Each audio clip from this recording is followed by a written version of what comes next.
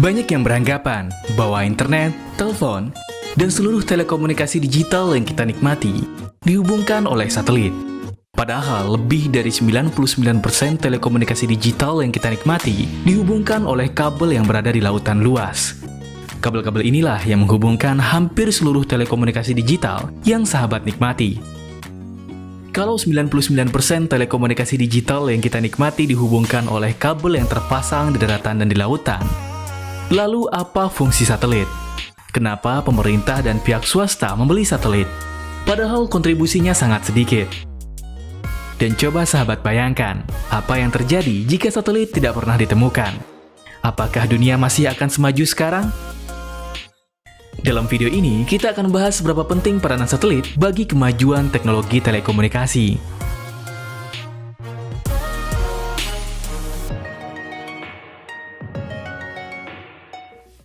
Dan kali ini, kita akan bahas topik mengenai satelit dan jaringan telekomunikasi global. Sebelum itu, bagi sahabat yang ingin mendukung channel ini, jangan lupa untuk like, subscribe, dan bagikan video ini.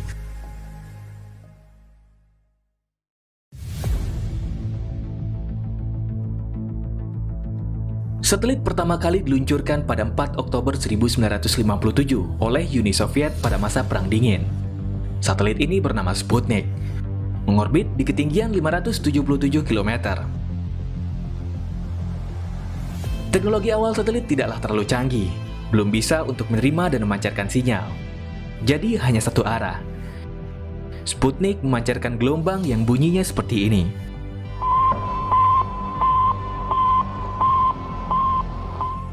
Teknologi satelit terus dikembangkan dan ditiru oleh Amerika Serikat dan negara lainnya, sehingga berkembang seperti saat sekarang ini.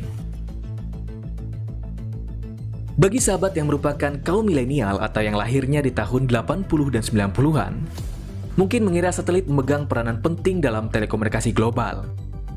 Sebab, film-film, buku pelajaran, dan iklan di TV selalu menggambarkan peranan satelit sangat signifikan bagi telekomunikasi elektronik. Sering kali kita diperlihatkan gambar satelit yang menghubungkan sinyal antara satu poin ke poin lainnya, sehingga ada istilah cloud, yang berarti kalau kita sedang online, kita sedang mengakses sinyal yang dihubungkan melalui satelit. Tapi tahukah sahabat, bahwa sebenarnya lebih dari 99% telekomunikasi digital yang kita nikmati ditopang oleh jaringan kabel. Jaringan kabel ini membentang di lautan luas. Lebih dari 420 jalur kabel fiber optik bawah laut menunjang lebih dari 99% telekomunikasi digital. Kabel-kabel inilah yang menghubungkan komunikasi antar daerah, pulau, ataupun antar benua. Kalau di daratan, penampakan kabel fiber optik seperti ini. Terkadang instalasinya acak-acakan.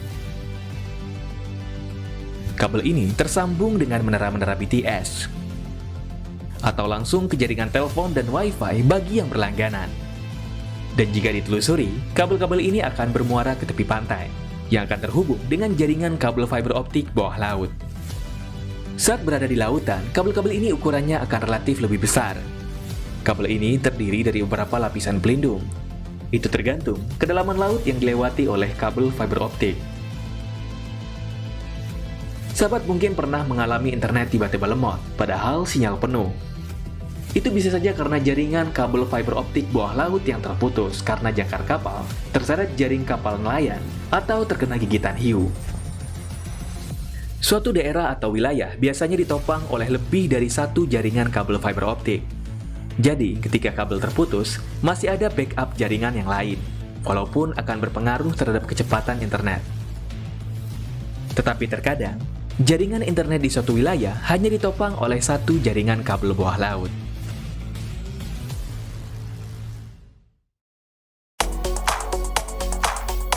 30 Maret 2016, 10 negara Afrika tiba-tiba tidak bisa terhubung dengan internet.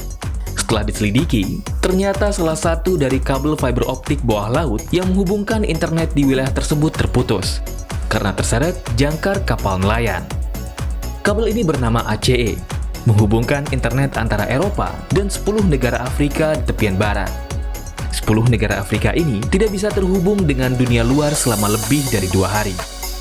Proses perbaikan kabel fiber optik tidaklah mudah, karena sulit untuk mencari titik putusnya kabel. Dan yang kedua, posisi kabel yang berada di bawah lautan dibutuhkan peralatan khusus untuk memperbaikinya. Lalu, sejak kapan sebenarnya manusia menggunakan kabel yang berada di bawah lautan untuk telekomunikasi? Untuk itu, kita harus kembali kepada tahun 1842. Samuel Morse, penemu kode Morse dan pemilik perusahaan telegram, memutuskan untuk menguji coba instalasi kabel bawah laut di dekat kota New York. Kabel bawah laut ini dirancang agar bisa mengirim dan menerima pesan menggunakan mesin telegram. Telegram sendiri adalah sebuah alat komunikasi yang dikembangkan pada tahun 1800-an. Pada saat itu, ilmuwan mencoba mengirim pesan dari rumah ke rumah melalui kabel menggunakan kode Morse. Lalu berkembang dari kota ke kota dan sampailah ke tingkat yang lebih tinggi, yaitu menghubungkan antar negara dan benua.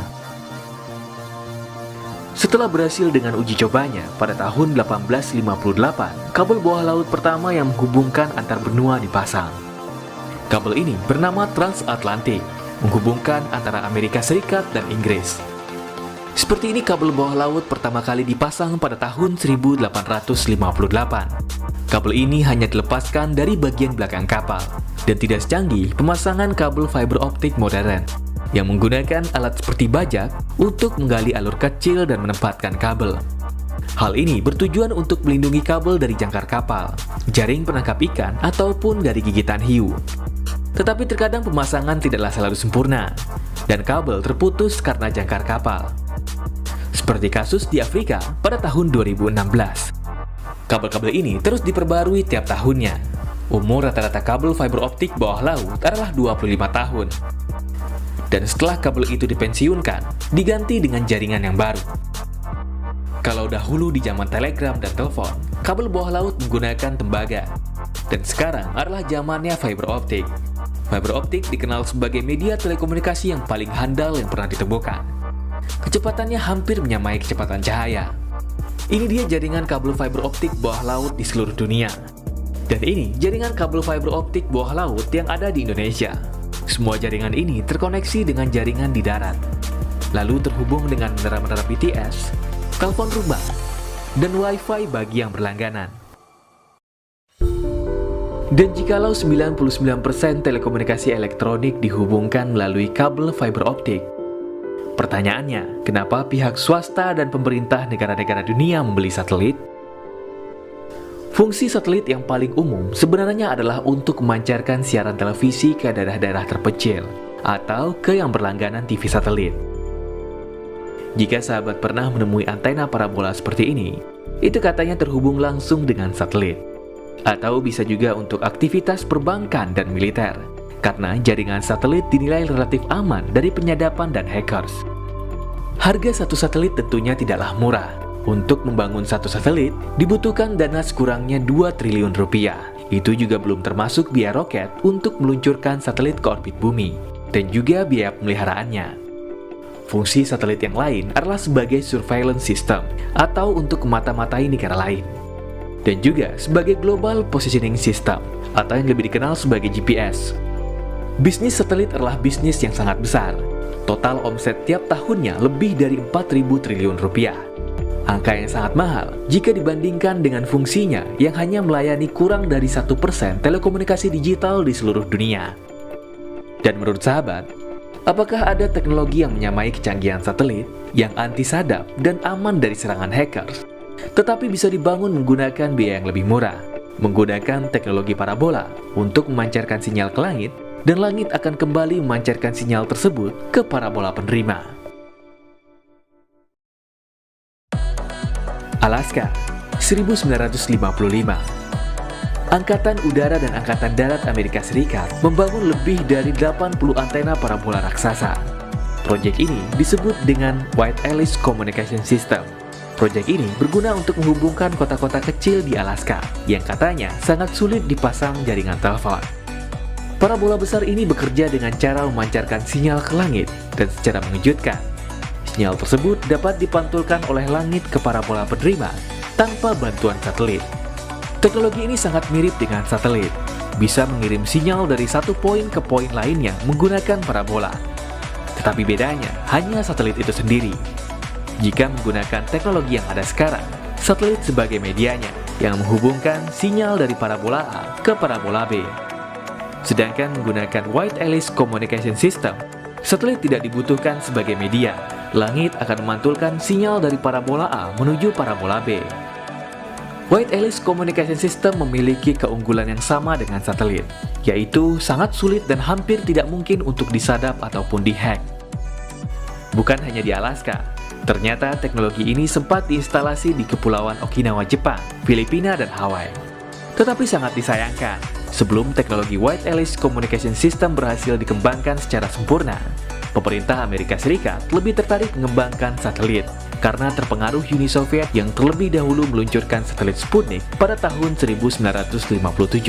Amerika tidak mau kalah dari Uni Soviet, jadi Wide Alice Communication System ditinggalkan. Padahal jika dikembangkan, teknologi ini tentunya akan jauh lebih murah dibandingkan menggunakan satelit. Karena tidak memerlukan roket peluncur dan satelit yang membuatnya dibutuhkan dana triliunan rupiah itu. Bagaimana menurut sahabat?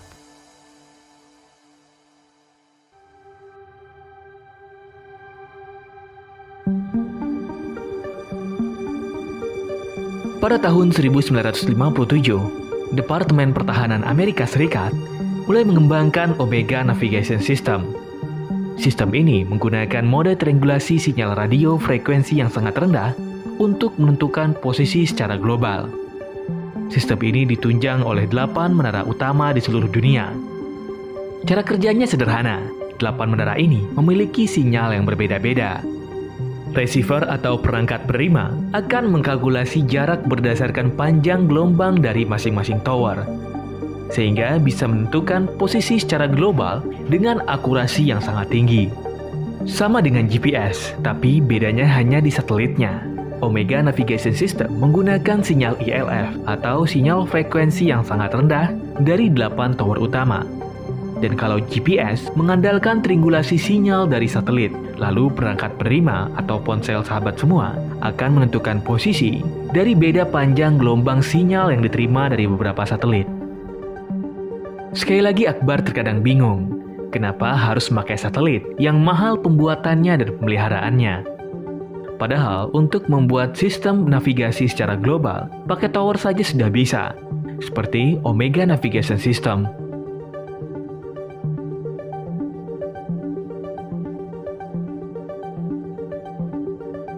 Dan bagaimana data kemacetan yang kita lihat di Google Maps atau aplikasi lainnya? Apakah itu juga dideteksi oleh satelit? Sebenarnya, tingkat kemacetan yang sahabat lihat di Google Maps, datanya juga berasal dari pelanggan Google itu sendiri.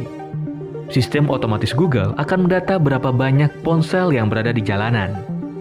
Jika jumlah ponsel yang aktif di suatu jalan itu banyak, maka indikator di Maps akan menjadi merah. Dan kalau jumlah ponsel yang berada di suatu jalanan tersebut sedikit, indikator akan berubah menjadi hijau. Seperti dikutip dari Vice pada bulan Februari 2020 yang lalu, seorang pria bernama Simon membawa puluhan ponsel yang menyala bersama gerobak kecilnya. Ia membawanya berkeliling kota Berlin di Jerman. Dan hasilnya, setiap area yang dilewati oleh Simon dan gerobaknya yang penuh dengan ponsel tadi berubah menjadi merah di Google Maps, padahal jalanannya kosong. Jadi sama sekali bukan dideteksi oleh satelit. Satelit hanya berfungsi sebagai pemancar sinyal yang pasif, yang sebenarnya juga bisa digantikan oleh sistem yang lain, seperti 8 tower utama pada Omega Navigation System. Jadi bagaimana menurut sahabat? Apakah yang terjadi jika satelit tidak pernah ditemukan? Apakah dunia tetap akan semaju sekarang? Jawabannya tentu saja bisa. Yang pertama, internet, telepon, dan yang lain-lainnya yang menunjang 99% telekomunikasi global dihubungkan melalui fiber optik bawah laut yang tersambung melalui jaringan darat. Yang kedua, sistem GPS yang menggunakan satelit yang mahal itu bisa digantikan dengan sistem triangulasi menggunakan tower darat yang tentunya jauh lebih murah. Dan yang ketiga, sistem telekomunikasi aman untuk perbankan dan militer atau untuk menjangkau daerah pedalaman cukup gunakan Wide Alice Communication System yang telah dikembangkan sebelum satelit pertama Sputnik diluncurkan, yaitu dengan menggunakan teknologi memantulkan sinyal ke langit dan sinyal secara otomatis akan dipantulkan langit ke parabola penerima. Bagaimana menurut sahabat? Apakah kita sependapat? Silakan tulis pendapatmu di kolom komentar. Terima kasih telah menonton video ini sampai selesai.